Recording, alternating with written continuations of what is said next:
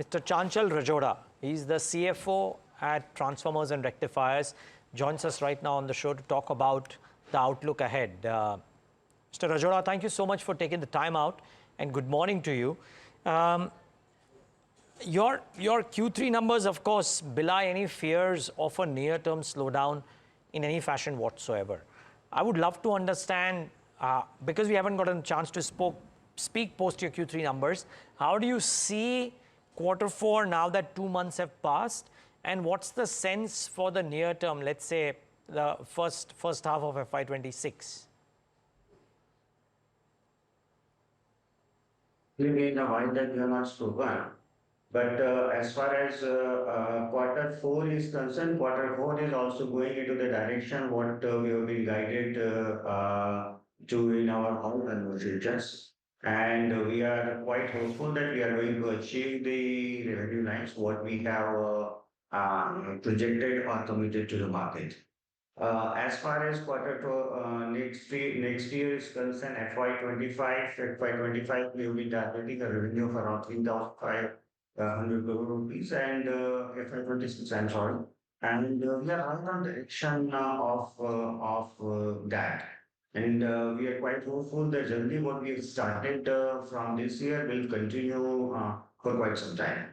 Sorry, I missed that number, Mr. Rajora. What is the number that you said? You're targeting a revenue of what for FY26? 3,500 crore rupees. 2,500? Did I hear that right? 3,500 crore. Okay. Yes, okay. Yes. You're targeting 3,500 crore rupees of revenues.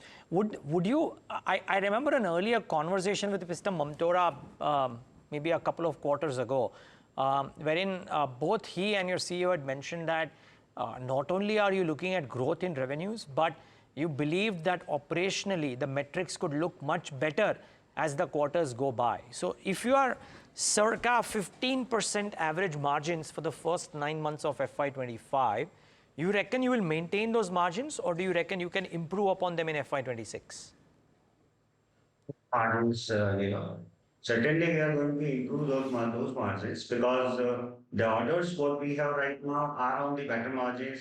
Also, with the increase of the volume, my operational efficiency will increase and my operational EBITDA will also increase. So definitely you will see almost 150 BPS to 200 BPS point improve in the margins.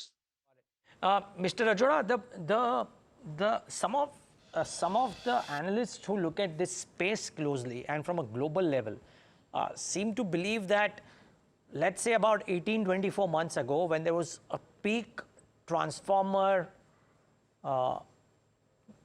supply gap, there was a lot of companies, including yourself, went on an expansion plan. Everybody is simultaneously expanding capacities. A lot of capacity, not just in India, but globally, will come on stream sometime in the current calendar year, let's say September, October. And that might actually bring pricing power lower because supply will come on stream at the same time for a lot of players. What would you say to that argument? I think that is the scenario. I don't think that is the scenario, neither in India, neither in globally. Okay. First of all, just to give you small things that in India, whosoever has basically announced the capacity expansion, there is only one capacity expansion coming in this year, that is ours. The 15,000 MVA capacity expansion, what we have announced and we have started work in April, will start commercial production from the April onwards. Beyond that, we don't see any capacity coming, not only in this financial year, even in next financial year. And particularly on extra high voltage transformer segment, there is no capacity expansion is coming. So I don't see that this gap is, and even if the new capacities are coming, please understand the requirement of India is so huge that if any capacity is coming up, is going to be absorbed the demand. There is, I don't think next 5-6 years there is any possibility of that demand, and the supply gap is bridging. So could you, I don't know, I'm throwing this out of the blue at you, Mr. Rajora, but if you have some numbers, can you share this demand-supply gap for us? Would love to understand this. Well, I tell you that at present in India, the MVA capacity is around 350,000 level. and whereas demand is around 4 lakh 50 to 4 lakh 60,000 MVA. And as per the CEA guidelines itself, by 2029, this demand is going to be around 7 lakh 80,000 MVA. So you can analyze that what is going to be the scenario. And this is and the kind of initiatives government is taking, it is going to be increased. Globally also, we don't see any much of supplies are coming, and particularly to India, the global players are not there. There's no supplies coming out of global from to India market. So this is going to be remain. We've been hearing that the government is going to give some subsidy on the solar expansion. They're talking about $1 billion or something like that. Imagine that if these things are coming up, then how much is the supplies are going to be increased? So demand is going to be increased. So this is going to be remained there for some time. Got it. Okay, then my question, Mr. Rajora, is this. I'm just trying to do the math. I heard you say that the current MVA capacity is about 50,000. You have a capacity. 3,50,000. No, that's 3 lakh 50 you were saying. Yes. And the demand is 4 lakh 50 to 4 lakh 60. Yes. Okay, fine. And you see your capacity coming on stream, which is 15,000 MTA in the next financial year, right? By end of next month. By the end of next financial year. Next month. Next month. So for FY26, you would have the enhanced capacities for yourself. What about future capacity expansions, Mr. Rajora? I mean, when do they come in? Yes, once this capacity is this capacity will start. We are planning to expand our EHV extra high voltage transformer capacity also. We are targeting that by end of the next financial year, we should have close to 70,000 MVA capacities.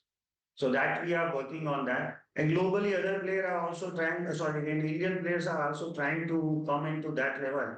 So we see that some new capacities will come in next 2 years' time, but this gap is going to remain over there.